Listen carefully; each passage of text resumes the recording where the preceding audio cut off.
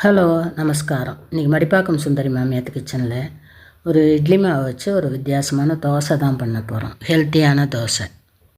School விட்டு பசியோடு வர குழந்தைகளுக்கு இது போல் செஞ்சு கொடுத்தோன்னா ஆசையாக சாப்பிடுவேன். ஒரு 3 கரண்டி அளவுக்கு இட்லி மாவு எடுத்துட்டுருக்கேன். அதுக்கு ஒரு 1.5 டேபிள் ஸ்பூன் அளவுக்கு ரவை போட்டுக்கலாம்.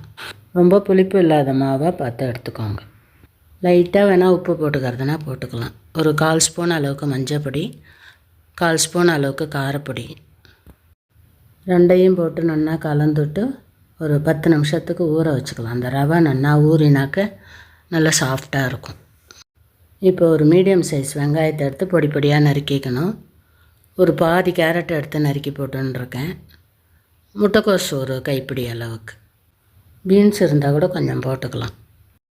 பச்சை கொத்தமல்லி ஒரு 4 கொத்தை எடுத்து சின்ன சின்ன பீஸாக கட் பண்ணி அதில் போட்டுக்கலாம். போட்டுட்டு நல்லா கலந்து பார்த்துட்டு, ரவா போட்டிருக்கிறதுனால இந்த தண்ணியெல்லாம் இழுத்துருக்கும்.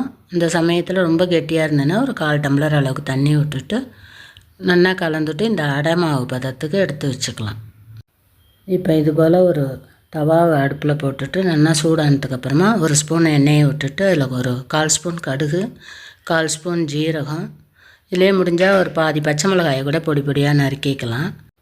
நான் போடலை, குழந்தைகளுக்கு வாயில் கடிபடுங்கிறதுனால நான் போடலை. கடுகு வெடித்ததுக்கப்புறமா நம்ம கலந்து வச்சுருக்கிற மாவுலேருந்து ஒரு கரண்டி எடுத்து நல்லா திக்காக ஊத்தப்பம் மாதிரி விட்டுட்டு ஒரு மூடியை போட்டு மூடிடணும். மூடி போட்டு ஒரு 2 நிமிஷத்துக்கு நல்லா வெந்ததுக்கப்புறமா திருப்பி போட்டுட்டு அதில் ஒரு 1/2 ஸ்பூனோ இல்லை 1 ஸ்பூனோ உங்களுக்கு தேவையான அளவு எண்ணெயை விட்டுட்டு ஒரு நிமிஷம் அப்படியே விட்டோம்னாக்கா நல்லா செவந்துருக்கும் அடியில் ஓரங்கள்லாம். இதில் ரவா போட்டிருக்கிறதுனால நல்ல ஓரம்லாம் நல்லா மொறுமொறுன்னு இருக்கும். அந்த தோசை குழந்தைகள்லாம் விரும்பி சாப்பிடும். இதே போல் மீதி இருக்கிற மாவு எல்லாத்தையும் நம்ம வார்த்து எடுத்துக்கலாம். இதுக்கு தொட்டுக்கிறதுக்குன்னு தனியாக தேவையில்லை. இதில் காயெல்லாம் நம்ம போட்டிருக்கிறதுனால அதுவே அப்படியே சாப்பிட்றதுக்கே நல்லா இருக்கும். அப்படி வேணுன்னா சட்னியோ மிளகா அப்படியே தொட்டுன்னு சாப்பிட்லாம்.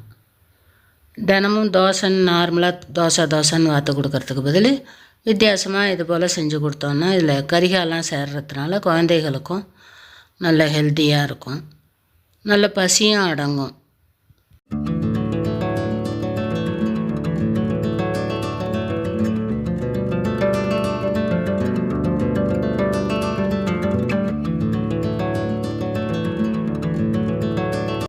இதுபோல் நீங்களும் குழந்தைகளுக்கு செஞ்சு கொடுங்க.